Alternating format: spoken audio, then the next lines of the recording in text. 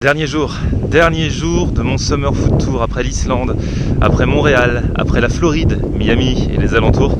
C'est déjà mon dernier réveil ce matin. En tout cas, un grand merci à vous qui suivez ce Summer Food Tour depuis le premier épisode. J'ai fait une playlist, je vous la mets dans un coin du coup si vous voulez regarder les épisodes précédents.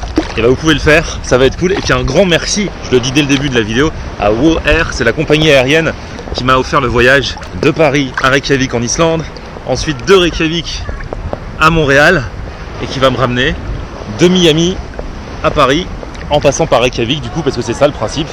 C'est une compagnie islandaise, donc il y a un transit, une correspondance qui dure 1 heure je crois, dans un sens comme dans l'autre. Moi j'avais choisi de rester 2 jours en Islande, quitte à y être, pour faire découvrir un petit peu, donner un petit peu plus de contenu et faire découvrir une destination supplémentaire.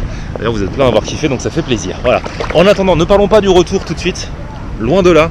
Profitons de cette dernière journée à Miami Beach.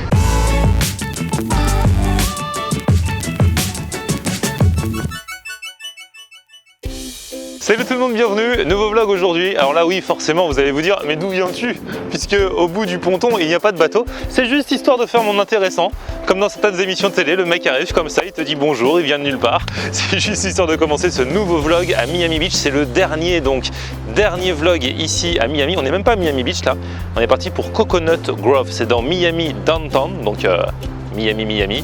Pas beach, il y a quand même une magnifique marina, et le quartier de Coconut Grove a la réputation d'être bourge, hein, on va dire entre nous, on va dire bobo pour que ce soit plus soft. On va faire une petite balade et puis bien sûr tout à l'heure il y aura une nouvelle dégustation avant la fin de ce vlog. C'est parti.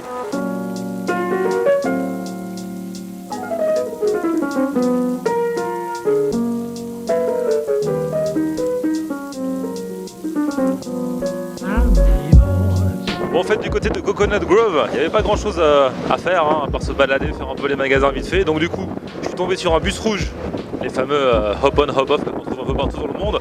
Et je me suis dit, je vais monter, je vais faire un petit tour de Miami Downtown, puisque j'avais fait le tour à pied de Miami Beach jusqu'à présent depuis le début. Donc là, on va se balader un petit peu dans Miami. On arrive pas loin de Little Havana, la fameuse petite Havane, le quartier cubain. Je vais pas descendre, hein, je me pose juste dans le bus, je reste dedans, je regarde, je prends quelques images et après on ira manger.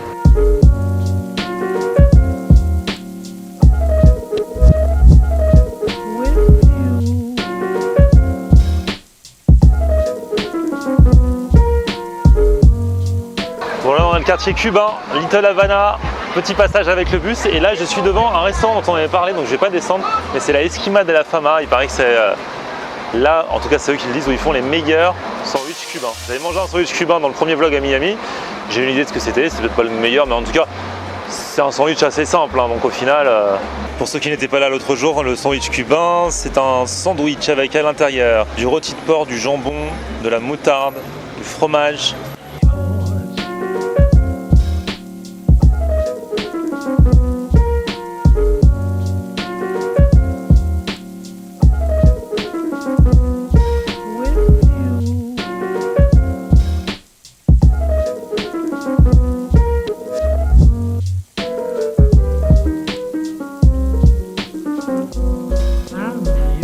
Bon, après ce petit tour en bus qui m'a fait voir du pays, la nuit est tombée, dernière fois que je vois le soleil se coucher ici à Miami Beach, et du coup ça m'a ouvert l'appétit, hein, parce que j'ai pas trop mangé aujourd'hui après les excès que j'ai fait dans les 2 épisodes précédents.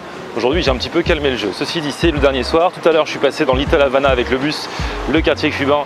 Je ne me suis pas arrêté parce qu'il était encore un peu tôt pour manger, mais du coup ça m'a donné envie de manger cubain. Or, le soir de mon arrivée, j'avais pas vlogué ce jour-là parce que j'étais fatigué, mais j'avais trouvé, pas très loin de là où je réside à Miami Beach, un petit resto cubain super sympa.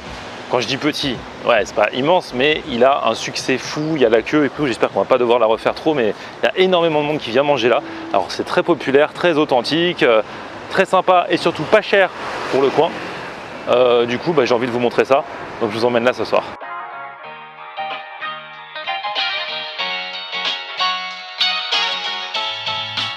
Comme d'hab, il y a la queue, hein. Une file d'attente de ouf. Regardez ça, tout ce monde là attend.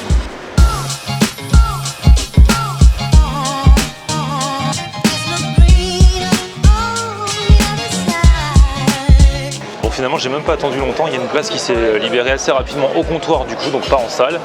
Mais on est aussi bien comme ça, on est directement à la sortie de la cuisine, c'est encore mieux. Il y a un plat du jour qu'ils avaient déjà l'autre fois, donc je pense que c'est un plat du jour qu'il y a tous les jours parce que c'est l'un des classiques de la cuisine cubaine, à savoir du poulet rôti, du riz, des haricots noirs et des bananes plantains. Ça passe toujours bien. En plus c'est bien servi ici, hein, j'ai vu la dernière fois. Du coup je sais pas si je prends la même chose que l'autre jour ou si je change. Thank you.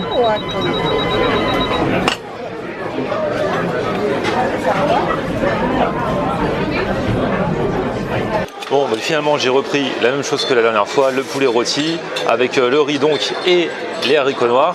À peine la commande passée, 3 minutes après ça arrive, parce que du coup comme c'est l'un des plats qui font le plus, il y a toujours un poulet qui traîne. Elle a demandé aile ou cuisse, donc j'ai choisi cuisse, et franchement je trouve que c'est bien servi, surtout pour le prix, 9,95 $, bon sans les taxes, mais bon du coup ça fait je pense moins de 10 € en tout. Il faut aussi rajouter le pourboire. Vous avez à côté les haricots noirs dans leur sauce. Moi je badigeonne mon riz de ça. Une dose de riz qui est plutôt honorable. Les bananes, bon il n'y en a pas énormément mais ça va. Et je vous dis, le poulet a de quoi au moins commencer à me caler pour la soirée. Sachant qu'on est en fin de séjour, hein, donc je suis facilement calable après tout ce que j'ai mangé.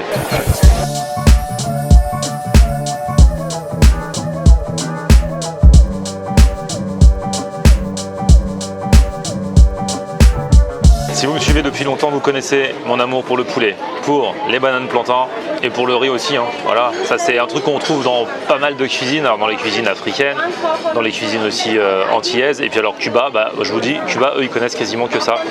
Quand je suis allé à Cuba l'année dernière pour la radio, ce plat là c'est ce que j'ai mangé pendant une semaine, midi et soir. J'exagère un petit peu, mais c'est vrai que là-bas c'est quasiment que ça. On va en République dominicaine aussi. Hein.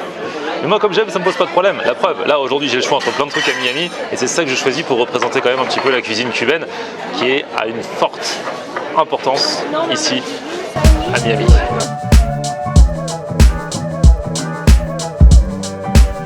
Bon, c'est un plat que je connais par cœur, c'est un plat simple, pas révolutionnaire et pourtant ça me fait toujours plaisir. Ici il est bien fait, je me dis bon le poulet rôti, c'est un poulet rôti hein, mais il me fait plaisir, surtout que c'est copieusement servi. Et les bananes plantains sont bien faites aussi. Puis l'ambiance est cool et je crois que je préfère encore plus manger au comptoir comme ça qu'à une table. Les deux fois je suis tombé au comptoir, c'est là où ça va le plus vite.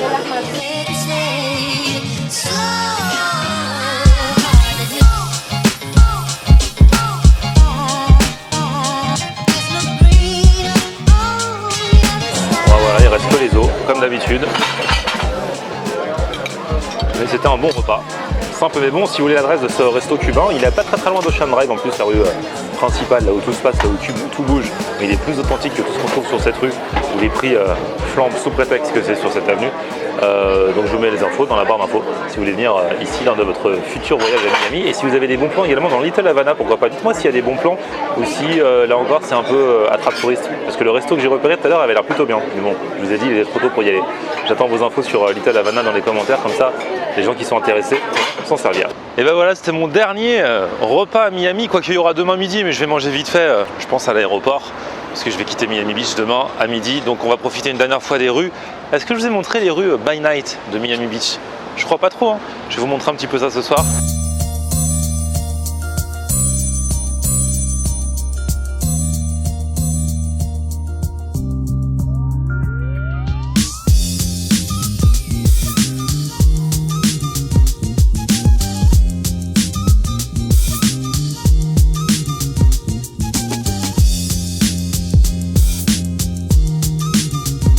Je vous avais dit, hein, grosse ambiance sur Ocean Drive, c'est comme ça tous les soirs, l'été notamment, et là en plus c'est le week-end qui commence, quoi, vendredi soir.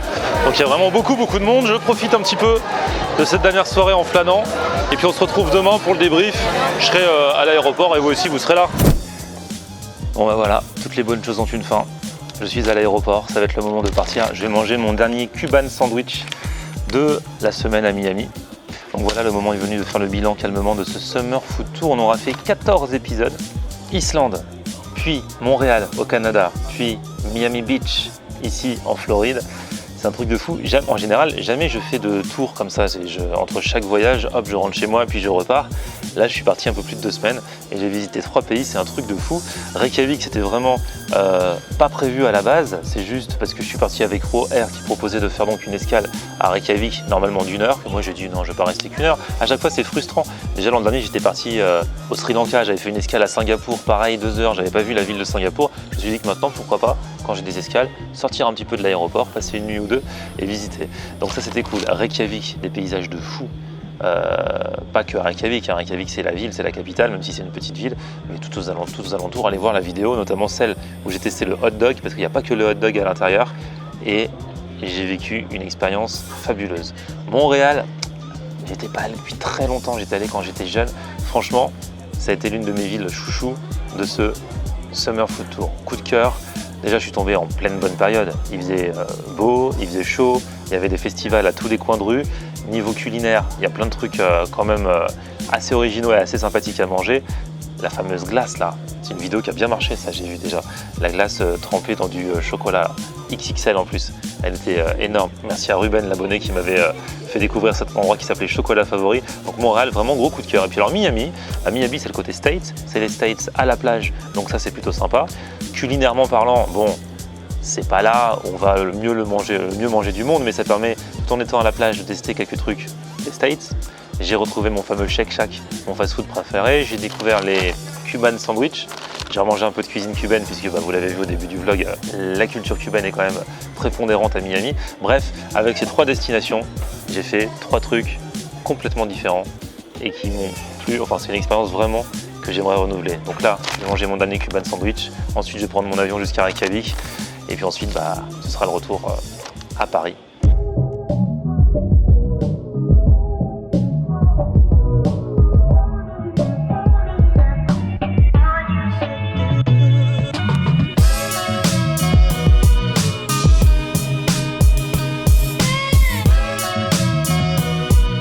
Cette fois-ci, ça sent vraiment la fin du Summer Food Tour. Ça y est, je suis dans l'avion, on a décollé.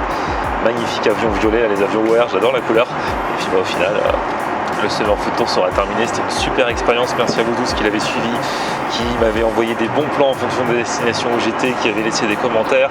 Merci à WoAir également, grâce à qui j'ai pu partir et sans qui ce Summer Food Tour n'aurait pas pu être ce qu'il est. Justement, je vais terminer le Summer Food Tour en regardant le menu là, de ce qui est proposé, sachant que c'est une compagnie low cost, donc on paye pas cher le billet. Donc du coup, après, tout ce qui est en supplément, on le paye. Donc là, je vais choisir, je pense que je vais reprendre la pizza comme j'avais pris à l'aller. Elle était bonne, elle était réchauffée au four, pas au micro-ondes. C'était, je crois, 8 €, un truc comme ça. Donc, je pense que je vais reprendre comme ça pour terminer. Si vous voulez plus d'infos sur WoAir, sur les destinations qu'ils couvrent, sur les tarifs, vous n'hésitez pas. Je vous mets leur lien dans la barre d'infos. Et puis un grand merci encore à vous tous d'avoir suivi ce bout de tour. Je vous retrouve très vite pour un nouveau vlog. Un petit pouce vers le haut si vous avez kiffé. Abonnez-vous à la chaîne également car il y aura plein de surprises qui arriveront notamment à partir de la rentrée. Puis on se retrouve sur mon Facebook, Florian Honner, et Twitter, Snapchat, Instagram. C'est aussi Florian Honner. A plus, ciao.